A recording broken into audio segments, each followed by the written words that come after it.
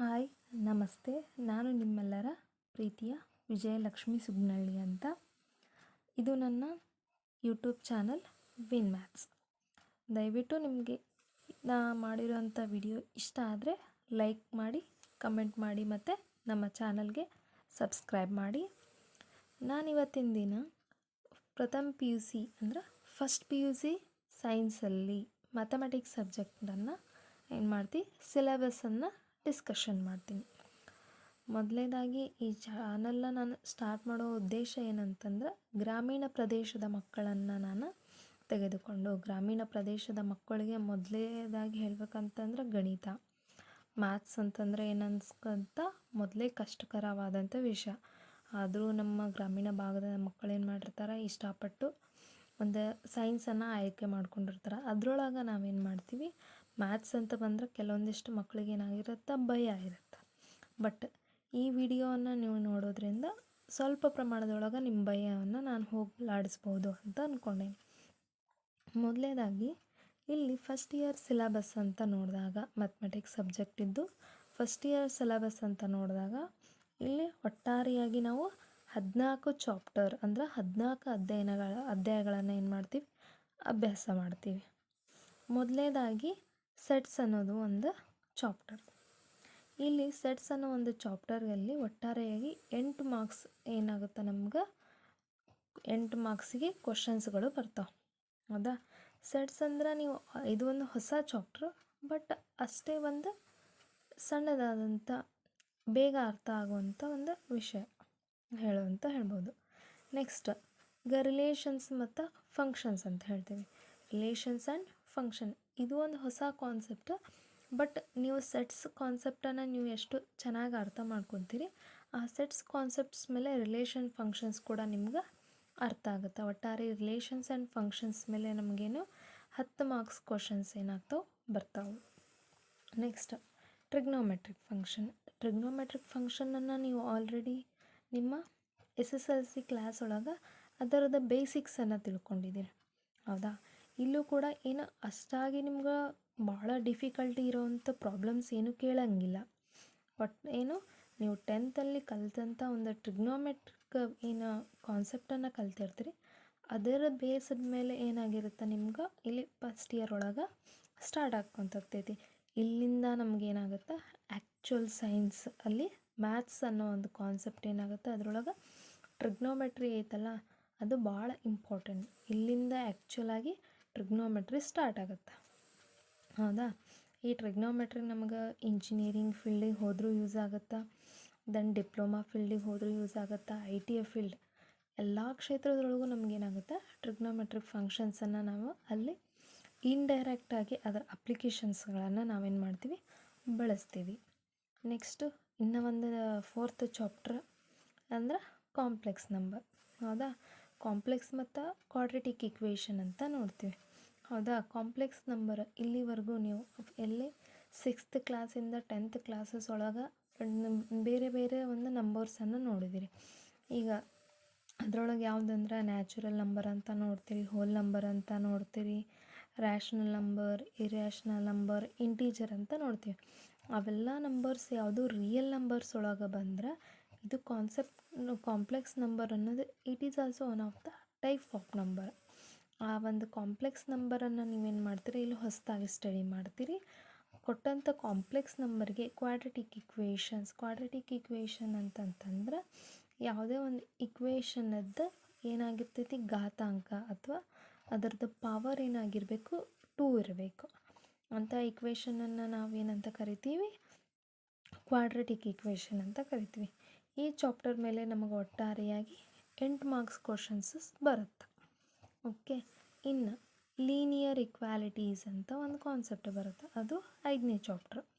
ಇಲ್ಲಿ linear inequalities ಅನ್ನೋ chapter ಒಳಗೆ ಆಲ್ರೆಡಿ ನಾವೇನು ಮಾಡೀವಿ, ಲೀನಿಯರ್ ಅಂದ್ರೆ ಅದಕ್ಕೆ ಯಾವುದು ಪವರ್ ಇರೋಂಗಿಲ್ಲ. ಇಕ್ವೇಷನ್ ಇರುತ್ತೆ, ಇಕ್ವೇಷನ್ ಒಳಗಿರುವಂಥ ಎಲಿಮೆಂಟ್ಸಿಗೆ ಪವರ್ ಇರೋಂಗಿಲ್ಲ. ಅಂಥ ಇಕ್ವೇಷನ್ಸನ್ನು ನಾವೇನಂತೀವಿ, ಲೀನಿಯರ್ ಇಕ್ವೇಷನ್ ಅಂತ ಕರಿತೀವಿ. ಆ ಲೀನಿಯರ್ ಇಕ್ವೇಷನನ್ನು ಇಲ್ಲಿ ಈಕ್ವಲ್ ಇರಬಾರ್ದು. ಆವಾಗ ಯಾವ ಥರ ಅಲ್ಲಿ ನಾವೇನು ಮಾಡ್ತೀವಿ, ಪ್ರಾಬ್ಲಮ್ಸನ್ನು ಸಾಲ್ವ್ ಮಾಡ್ತೀವಿ ಅಂತ ನೋಡ್ತೀವಿ. ಈ ಚಾಪ್ಟರ್ ಮೇಲೆ ಒಟ್ಟಾರೆ ನಮಗೆ 6 ಮಾರ್ಕ್ಸ್ ಕ್ವಶನ್ಸ್ ಏನಾಗುತ್ತೆ, ಬರುತ್ತೆ.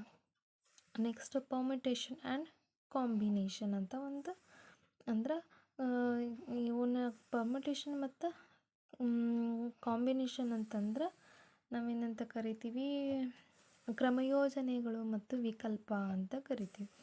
ಇದ್ರ ಬಗ್ಗೆ ನಿಮ್ಗೆ ಆಲ್ರೆಡಿ ಒಂದು ಸ್ವಲ್ಪ ನಾಲೆಜ್ ಇರುತ್ತೆ ಅಂದ್ಕೊಂಡೀನಿ, ಬಟ್ ಪರವಾಗಿಲ್ಲ. ಇಲ್ಲಿ ನಾವು ಅದ್ರ ಬಗ್ಗೆ ಕ್ರಮಯೋಜನೆ ಅಂದರೆ ಪರ್ಮಿಟೇಷನ್ ಮತ್ತು ಕಾಂಬಿನೇಷನ್ ಬಗ್ಗೆ ಕರೆಕ್ಟಾಗಿ ಕಲಿತೀವಿ. ಹೌದಾ? ನೆಕ್ಸ್ಟು ಈ ಚಾಪ್ಟರ್ ಮೇಲೆ ಒಟ್ಟಾರೆಯಾಗಿ 9 ಮಾರ್ಕ್ಸ್ ಕ್ವಶನ್ಸನ್ನು ಬರ್ತಾವೆ. Next binomial theorem. Binomial theorem ಅಂತಂದ್ರೆ ಆಲ್ರೆಡಿ ನಾವು ಈಗ ಯಾವುದು ಬೇಸಿಕ್ ಫಾರ್ಮುಲಾಸ್ ಆಫ್ ಅಲ್ಜಿಬ್ರಾ ಅಂತ ಹೇಳ್ತೀವಿ. ಯಾವುದು ಆ ಬೇಸಿಕ್ ಅಲ್ಜಿಬ್ರಾಯಿಕ್ ಪ್ರಾಬ್ಲಮ್ಸ್ ಅಂದ್ರೆ a + b² a - b², then a² - b². ಇವಕ್ಕೆಲ್ಲ ನಾವೇನಂತೀವಿ ಬೇಸಿಕ್ ಬೇಸಿಕ್ ಅಲ್ಜಿಬ್ರಾಯಿಕ್ ಫಾರ್ಮುಲಾಸ್ ಅಂತ ಕರಿತೀವಿ. ಬರೀ ನಾವೇನಾಗಿರ್ತೀವಿ a + b² ಅಂದ್ರೆ ಸ್ಕ್ವೇರು ಮತ್ತು ಕ್ಯೂಬಿಂದಷ್ಟೇ ನಾವೇನು ಮಾಡಿರ್ತೀವಿ ಅಲ್ಲಿ ಅದು ಫಾರ್ಮುಲಾಸ್ ಬರಿತೀವಿ. ಬಟ್ ಕ್ಯೂಬು ಮತ್ತು ಸ್ಕ್ವೇರನ್ನು ಬಿಟ್ಟು ಅದ್ರ ಪವರ್ ಜಾಸ್ತಿ ಇದ್ದಾಗೂ ಕೂಡ ನಾವು ಯಾವ ರೀತಿ ಅದರ ಫಾರ್ಮುಲಾಗಳನ್ನು ಬರಿಬೇಕು ಅನ್ನೋದನ್ನು ನಾವಿಲ್ಲಿ ಬೈನಾಮಿಯಲ್ ಥಿಯರಮ್ ಒಳಗೆ ಕಲಿತೀವಿ. ನೆಕ್ಸ್ಟ್ ಈ ಚಾಪ್ಟರ್ ಮೇಲೆ ಒಟ್ಟಾರೆಯಾಗಿ 8 ಮಾರ್ಕ್ಸಿನ ಕ್ವಶನ್ಸನ್ನು ನಾವೇನು ಮಾಡ್ತೀವಿ ನೋಡಬಹುದು. ನೆಕ್ಸ್ಟು ಸೀಕ್ವೆನ್ಸ್ ಆ್ಯಂಡ್ ಸೀರೀಸ್ ಅನ್ನೋದು ಒಂದು ಚಾಪ್ಟರು. ಅಲ್ಲಿ ಸೀಕ್ವೆನ್ಸ್ ಆ್ಯಂಡ್ ಸೀರೀಸ್ ಅಂತಂದ್ರೆ ಈ ಚಾಪ್ಟರ್ ಮೇಲೆ ಕೂಡ ಇದು ಒಂದು ಹೊಸ ಚಾಪ್ಟರೇ ನಿಮ್ಗೆ, ಬಟ್ ಪರವಾಗಿಲ್ಲ, ಆದರೂ ಈಸಿ ಇದೆ ಕಾನ್ಸೆಪ್ಟು. ಒಟ್ಟಾರೆಯಾಗಿ ಇಲ್ಲಿ ನಾವು 8 ಮಾರ್ಕ್ಸಿನ ಕ್ವಶನ್ಸನ್ನು ನೋಡ್ತೀವಿ. ಇನ್ನು 9th chapter that is straight line. Straight line ಅನ್ನೋ ಒಂದು ಚಾಪ್ಟರ್ ಆಲ್ರೆಡಿ ನಾವು ಜಿಯೋಮೆಟ್ರಿ ಒಳಗೆ ಲೈನ್ಸ್ಗಳ ಬಗ್ಗೆ ಕಲ್ತಿದ್ದೀವಿ. Parallel line, next perpendicular line. ಅದೇ ರೀತಿ ಇಲ್ಲಿ ಸ್ಟ್ರೇಟ್ ಲೈನ್ ನೋಡ್ತೀವಿ, ಅದರ ಗುಣಲಕ್ಷಣಗಳನ್ನು ನೋಡ್ತೀವಿ. ನೆಕ್ಸ್ಟು ಅದ್ರ ಮೇಲೆ ನಾವು ಇಲ್ಲೇನು ಮಾಡ್ತೀವಿ, ಒಂದು ಸ್ಲೋಪ್ ಅನ್ನೋದೊಂದು ಕಾನ್ಸೆಪ್ಟ್ ಬರುತ್ತೆ. ಆ ಸ್ಲೋಪ್ ಅನ್ನೋ ಕಾನ್ಸೆಪ್ಟನ್ನು ನಾವು ಸ್ಟಡಿ ಮಾಡ್ತೀವಿ. ನೆಕ್ಸ್ಟ್ ಈ ಸ್ಟ್ರೇಟ್ ಲೈನ್ ಮೇಲೆ ಒಟ್ಟಾರೆಯಾಗಿ ನಮಗೇನು 12 ಮಾರ್ಕ್ಸ್ ಅಂದ್ರೆ 12 ಮಾರ್ಕ್ಸ್ ಏನು ಬರುತ್ತೆ. ನೆಕ್ಸ್ಟ್ ಕೋನಿಕ್ ಸೆಕ್ಷನ್ ಅಂತಂದ್ರೆ ಕೋನಗಳ ಬಗ್ಗೆ, ಅಂದ್ರೆ ಕೆಲವೊಂದಿಷ್ಟು ಏರಿಯಾಸ್ ಯಾವುದು ಸರ್ಕಲ್ಲು, ನೆಕ್ಸ್ಟು ಹೈಪರ್ಬೋಲಾ, ಪ್ಯಾರಾಬೋಲಾ, ಅವುಗಳ ಬಗ್ಗೆ ನಾವೇನು ಮಾಡ್ತೀವಿ ಸ್ಟಡಿ ಮಾಡ್ತೀವಿ. ಅಂದ್ರೆ ಅವುಗಳ ಸೆಕ್ಷನನ್ನು ನಾವೇನು ಮಾಡ್ತೀವಿ ಇಲ್ಲಿ ಸ್ಟಡಿ ಮಾಡ್ತೀವಿ. ಒಟ್ಟಾರೆಯಾಗಿ ಈ ಚಾಪ್ಟರ್ ಮೇಲೆ 11 ಮಾರ್ಕ್ಸ್ ಏನಾಗುತ್ತೆ ನಮ್ಗೆ 11 ಮಾರ್ಕ್ಸ್ ಕ್ವಶನ್ಸನ್ನು ನಾವು ಕೇಳ್ತಾರೆ. Next introduction of 3D geometry. 2D dimensional ಅಂತಂತಂದ್ರೆ ಬರೀ ಉದ್ದ ಮತ್ತು ಅಗಲ, ಲೆಂತ್ ಆ್ಯಂಡ್ ಬ್ರೆಡ್ತ್ ಬಗ್ಗೆ ನಾವು ಸ್ಟಡಿ ಮಾಡ್ತೀವಿ. ಬಟ್ 3D ಅಂತಂದ್ರೆ ಲೆಂತು, ಬ್ರೆಡ್ತು, ಹೈಟ್ ಬಗ್ಗೆ, ಅದ್ರ ಬಗ್ಗೆ ನಾವು ಜಾಮೆಟ್ರಿಯನ್ನು ಸ್ಟಡಿ ಮಾಡ್ತೀವಿ. ಅಂದರೆ ಇಲ್ಲೇನಾಗುತ್ತೆ ಎಕ್ಸು, ವೈ ಮತ್ತು ಝೆಡ್ ಅನ್ನೋ ಒಂದು ಏನಾಗುತ್ತೆ ಪ್ಲೇನನ್ನು ಇಂಟ್ರೊಡ್ಯೂಸ್ ಮಾಡ್ತೀವಿ. ಅದಕ್ಕಾಗಿ ಇಲ್ಲಿ ಏನು ಮಾಡ್ತೀವಿ ಇಂಟ್ರೊಡಕ್ಷನ್ ಅಂತ ಕರಿತೀವಿ. ಯಾಕಂದರೆ ನಾವು ಅಪ್ ಟು 10th ನಮಗೆ ಗ್ರಾಫ್ ಒಳಗೆ ಏನು ಗೊತ್ತಿರುತ್ತೆ, ಎಕ್ಸು ಮತ್ತು ವೈ ಆ್ಯಕ್ಸಿಸ್ ಅಷ್ಟೇ ಗೊತ್ತಿರುತ್ತೆ. ಹೌದಾ?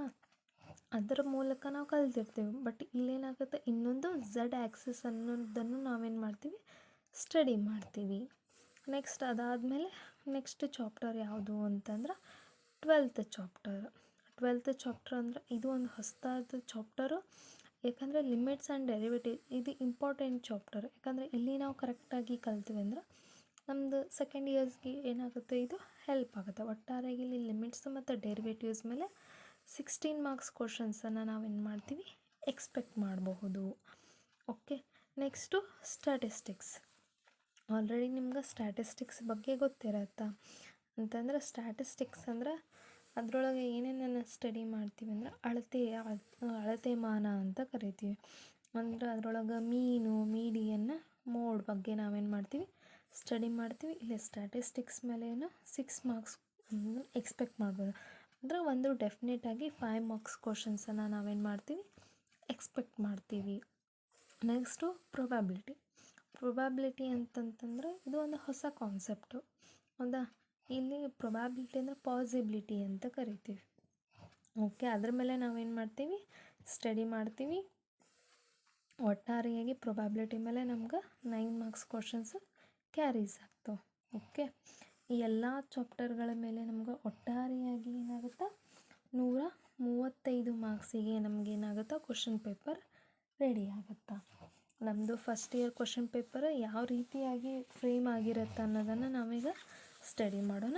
ಮೊದಲನೇದಾಗಿ ನಮ್ಮ ಫಸ್ಟ್ PUC ಸಿಲೆಬಸ್ಸಲ್ಲಿ ಕ್ವಶನ್ ಹೆಂಗಿರುತ್ತಾ ಅಂತಂದ್ರೆ ಕ್ವಶನ್ ಪೇಪರ್ ಪ್ಯಾಟರ್ನ್ ಒಟ್ಟಾರೆಯಾಗಿ ನಮ್ಮ ಕ್ವಶನ್ ಪೇಪರಿಗೆ ಎಷ್ಟು ಬೇಕಾಗಿರುತ್ತೆ ನಮ್ಗೆ 80 ಮಾರ್ಕ್ಸ್. ಏನು ಒಟ್ಟಾರೆಯಾಗಿ ನಮಗೇನು ಹೇಳಿದ್ದೆ ನಾನು ನಿಮ್ಗೆ 100 ಮಾರ್ಕ್ಸ್ ನಮ್ಮದು ಎಕ್ಸಾಮಿಗೆ 100 ಮಾರ್ಕ್ಸ್ ಕ್ವಶನ್ಸ್ ಇತ್ತಂದ್ರೆ ಅದರೊಳಗೆ ನಾವು ಎರಡು ಥರ ಡಿವೈಡ್ ಮಾಡ್ತೀವಿ. ಫಸ್ಟು ಒಂದು 20 ಮಾರ್ಕ್ಸಿಗೆ, ಇನ್ನೊಂದು 80.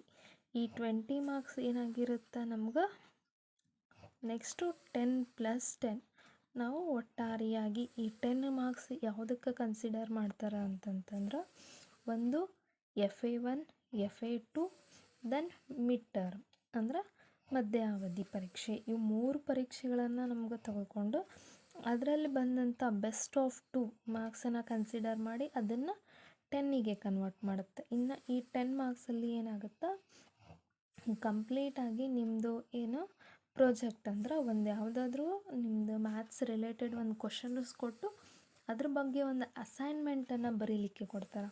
ಆ ಅಸೈನ್ಮೆಂಟ್ ಒಳಗೆ ನೀವು ಯಾವ ರೀತಿ ಬರಿತೀರಿ ಅಂದ್ರೆ ನೀವೇನು ಕಂಟೆಂಟ್ ಇರೋದು ಅದಕ್ಕೆ 5 ಮಾರ್ಕ್ಸ್. ನೆಕ್ಸ್ಟ್ ನೀವು ಯಾವ ಥರ ರೀಪ್ರೆಸೆಂಟ್ ಮಾಡ್ತೀರಿ ಅದಕ್ಕೆ 2+1 ಅಂದ್ರೆ ಪ್ರೆಸೆಂಟೇಷನ್ ಮತ್ತು ಅದನ್ನು ಎಕ್ಸ್ಪೋರ್ ಮಾಡೋದು. ದೆನ್ 2 ಮಾರ್ಕ್ಸ್ ಏನಿರುತ್ತೆ ವೈವಾ ಕ್ವಶನನ್ನು ಕೇಳ್ತಾರೆ. ಒಟ್ಟಾರೆಯಾಗಿ ಏನಾಗುತ್ತೆ ಇಲ್ಲಿ 10 ಮಾರ್ಕ್ಸನ್ನು ಕ್ಯಾರೀಸ್ ಆಗುತ್ತೆ. ಓಕೆ, ದೀಸ್ 20 ಮಾರ್ಕ್ಸನ್ನು ನಾವು ಟೋಟಲಾಗಿ ಏನಂತ ಹೇಳ್ತೀವಿ ಇಂಟರ್ನಲ್ ಮಾರ್ಕ್ಸ್ ಅಂತ ಕರಿತೀವಿ. ಓಕೆ, ನೆಕ್ಸ್ಟ್ ಹಾಗಾದರೆ ಇನ್ನು ನಮಗೆ ಎಷ್ಟು ಉಳೀತು 80 ಮಾರ್ಕ್ಸ್. 80 ಮಾರ್ಕ್ಸನ್ನು ನಾವೇನು ಮಾಡ್ತೀವಿ ರಿಟರ್ನ್ ಟೆಸ್ಟ್. ಓಕೆ, ಇಲ್ಲಿ ಏನು ಮಾಡ್ತೀವಿ ನಾವು 80 ಮಾರ್ಕ್ಸಿಗೆ ನಮ್ಮದು ರಿಟರ್ನ್ ಟೆಸ್ಟ್ ಅಂದ್ರೆ ಥಿಯರಿ ಎಕ್ಸಾಮನ್ನು ನಡೆಸ್ತಾರೆ. ಈ ಥಿಯರಿ ಎಕ್ಸಾಮ್ ಒಳಗೆ ನಮ್ಮ ಕ್ವಶನ್ಸ್ ಯಾವ ಥರ ಇರ್ತವೆ ಅಂತ ಫಸ್ಟು ಇಲ್ಲಿ ಕ್ವಶನ್ಸ್ ಟೈಪ್ಸನ್ನು ನೋಡೋಣ. ಅದಾದಮೇಲೆ number of questions then marks. First ಇಲ್ಲೇ 1 ಮಾರ್ಕ್ಸ್ ಕ್ವಶನ್ಸನ್ನು ನೋಡ್ತೀವಿ. ಇನ್ನು ಫಸ್ಟ್ ಇಯರ್ ಸಿಲೆಬಸ್ ಒಳಗೆ ಏನಾಗುತ್ತಾ 1 marks questions, 2 marks questions, 3 marks questions, 5 marks questions, 6 marks questions and 4 marks questions. Okay, ಟೋಟಲಾಗಿ 6 ಟೈಪ್ಸ್ ಆಫ್ ಮಾರ್ಕ್ಸ್ ಇಲ್ಲಿ ನಾವು ನೋಡ್ತೀವಿ. ಇನ್ನು 1 ಮಾರ್ಕ್ಸ್ ಕ್ವಶನ್ಸ್ ಒಳಗೆ ಏನಾಗಿರುತ್ತೆ ಮೇನ್ಲಿ 20 ಕ್ವಶನ್ಸನ್ನು ಕೇಳ್ತಾರೆ. 1 ಮಾರ್ಕ್ಸ್ ಕ್ವಶನ್ಸ್ ಅಂದ್ರೆ 1 to 20 ಕಂಪ್ಲೀಟಾಗಿ 1 to 20 ಕ್ವಶನ್ಸ್ ಏನಾಗಿರ್ತವೆ 1 ಮಾರ್ಕ್ಸ್. ಅದರೊಳಗೆ 50 ಅಂದ್ರೆ 15 ಕ್ವಶನ್ಸ್ ಏನಾಗಿತ್ತು ಮಲ್ಟಿಪಲ್ ಚಾಯ್ಸ್ ಕ್ವಶನ್ಸನ್ನು ಕೊಟ್ಟಿರ್ತಾರೆ. ಅದ್ರ ಜೊತೆ 4 ಆಪ್ಷನ್ಸನ್ನು ಕೊಟ್ಟಿರ್ತಾರೆ. ಅದರೊಳಗೆ ಏನು ಮಾಡಬೇಕು ನೀವು ಒಂದು ಆನ್ಸರನ್ನು ಚೂಸ್ ಮಾಡಬೇಕು. ಇನ್ನು 5 ಕ್ವಶನ್ಸ್ ಏನಾಗಿರ್ತಾವೆ ಫಿಲ್ ಇನ್ ಬ್ಲ್ಯಾಂಕ್ಸ್ ಅಂದರೆ ಬಿಟ್ಟ ಸ್ಥಳ. ಆ ಫಿಲ್ ಇನ್ ಬ್ಲ್ಯಾಂಕ್ಸ್ ಕ್ವಶನ್ಸ್ ಒಳಗೆ ಆಲ್ರೆಡಿ ದೇ ಗಿವನ್ ಆನ್ಸರ್ಸ್.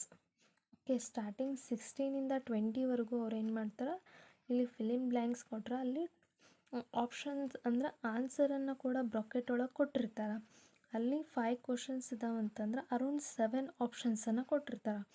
ಆ 7 ಕ್ವಶನ್ಸ್ ಆಪ್ಷನ್ಸನ್ನು ಆನ್ಸರ್ ಒಳಗೆ ನೀವೇನು ಮಾಡಬೇಕು 5ನ ಸೆಲೆಕ್ಟ್ ಮಾಡಿ ಅದನ್ನು ಬ್ಲ್ಯಾಂಕನ್ನು ಫಿಲ್ ಮಾಡಬೇಕು.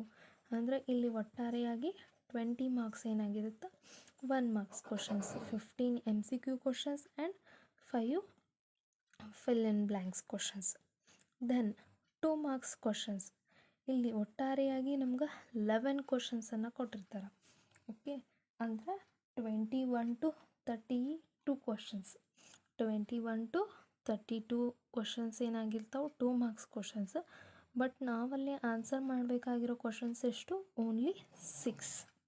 ಓಕೆ, ಆ 11 ಕ್ವಶನ್ಸಲ್ಲಿ ನೀವು ಯಾವುದಾದ್ರೂ 6 ಕ್ವಶನ್ಸನ್ನು ಏನು ಮಾಡಬೇಕು ಸಾಲ್ವ್ ಮಾಡಬೇಕು, ಪ್ರಾಬ್ಲಮ್ಸನ್ನು ಸಾಲ್ವ್ ಮಾಡಬೇಕು.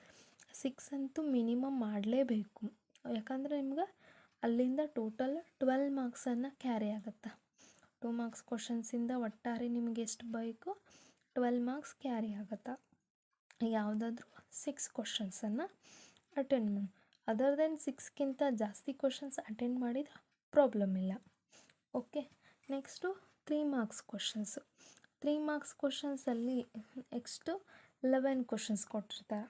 ಓಕೆ 11 ಕ್ವಶನ್ಸಲ್ಲಿ ನೀವು ಎನಿ ಸಿಕ್ಸಲ್ಲಿ ನೀವು ಯಾವುದಾದ್ರೂ ಚಾಪ್ಟರನ್ನು ಪ್ರಿಪೇರ್ ಆಗ್ಬೋದು. That is for your interest. Okay, any 6 questions.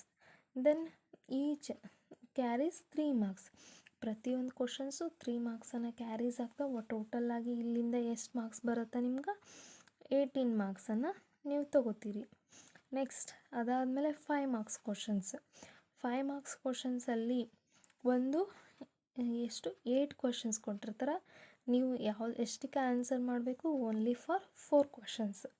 ನೀವು 4 ಕ್ವಶನ್ಸಿಗೆ ಆನ್ಸರ್ ಮಾಡಿದರೆ ನಿಮಗೆ ಎಷ್ಟು? 20 ಮಾರ್ಕ್ಸ್ ಬರುತ್ತೆ. Okay, next there is one 6 marks question. 6 ಅಂದರೆ ಎನಿ 2. ಓಕೆ, ಇಲ್ಲಿ 6 ಮಾರ್ಕ್ಸಿಗೆ 2 ಕ್ವಶನ್ಸ್ ಕೊಟ್ಟಿರ್ತಾರೆ. ಓಕೆ, 6 ಮಾರ್ಕ್ಸಿಗೆ 2 ಕ್ವಶನ್ಸ್ ಕೊಟ್ಟಿರ್ತಾರೆ. ಆ 2 ಕ್ವಶನ್ಸಲ್ಲಿ ಯಾವುದಾದ್ರೂ ಕ್ವಶನ್ಸನ್ನು ನೀವು ಅಟೆಂಡ್ ಮಾಡಬೇಕು. ಅಲ್ಲಿಯೂ ಕೂಡ ಯಾವುದೇ ರಿಸ್ಟ್ರಿಕ್ಷನ್ಸ್ ಇರೋಂಗಿಲ್ಲ. Okay, next they carries 6 marks and there is a last one question, there is 4 marks question. From this 4 marks questions they are given 2 questions. From that 2 questions you have to answer any one. For any from 2 marks to 4 marks there are so many questions other than expected. Okay, so you have to choose, but from 1 to 20 questions there is no choice. You have to write only. ಅಂದರೆ ನೀವು ಅಲ್ಲಿ ಯಾವುದೂ choice ಇರೋಂಗಿಲ್ಲ. You should write. ಅಂದರೆ 20 questions ತನಕ ನೀವು ಬರೀಲೇಬೇಕು. But ಇಲ್ಲಿ 2 ಮಾರ್ಕ್ಸಿಂದ 4 marks ತನಕ ಎಲ್ಲ ಕ್ವಶನ್ಸು ಕೂಡ ನಿಮ್ಗೆ ಚಾಯ್ಸ್ ಇರುತ್ತೆ. ಸೊ ಬೆಟರ್ ಎಲ್ಲ ಚಾಪ್ಟರ್ಸನ್ನು ಓದಬೇಕು. ಅದ್ರ ಜೊತೆಗೆ ಎಕ್ಸಾಮಿಗೇನು ನಿಮಗೆ ಯಾವುದು ಚಾಪ್ಟರ್ ಬಗ್ಗೆ ಕಾನ್ಫಿಡೆಂಟ್ ಇರುತ್ತೋ ಆ ಕ್ವಶನ್ಸನ್ನು ಸ್ಟಡಿ ಮಾಡಿ ಅದರ ರಿಲೇಟೆಡ್ ನೀವೇನು ಜಾಸ್ತಿ ಪ್ರಾಕ್ಟೀಸ್ ಮಾಡಿದ್ರೆ you get 80 marks because we want 80 marks. Okay, up to this much the syllabus and pattern of the question paper ನಾವು ಇಲ್ಲಿವರೆಗೂ ಡಿಸ್ಕಸ್ ಮಾಡಿದ್ದೀವಿ. ನೆಕ್ಸ್ಟ್ ಅದಾದಮೇಲೆ ನೆಕ್ಸ್ಟ್ ಸೆಷನ್ನಿಂದ ಏನು ಮಾಡೋಣ? ಕ್ಲಾಸ್ ಸ್ಟಾರ್ಟ್ ಮಾಡೋಣ ಅಂತ. ನೆಕ್ಸ್ಟ್ ಸೆಕ್ಷನಲ್ಲಿ ನಾವು ಸೆಟ್ಸ್ ಬಗ್ಗೆ ನೋಡೋಣ. ಈ ವಿಡಿಯೋ ನಿಮಗೇನಾದರೂ ಇಷ್ಟ ಆಗಿದರೆ ಪ್ಲೀಸ್ ಸಬ್ಸ್ಕ್ರೈಬ್ ಮಾಡಿ ನನ್ನ ಚಾನಲ್. ನೆಕ್ಸ್ಟ್ ಎಲ್ಲ ವಿಡಿಯೋಸದ್ದು ಲಿಂಕು ಕೂಡ ನಿಮ್ಗೆ ಮೊದಲೇ ನೋಟಿಫಿಕೇಷನ್ ಬರುತ್ತೆ. So you can study. Thank you.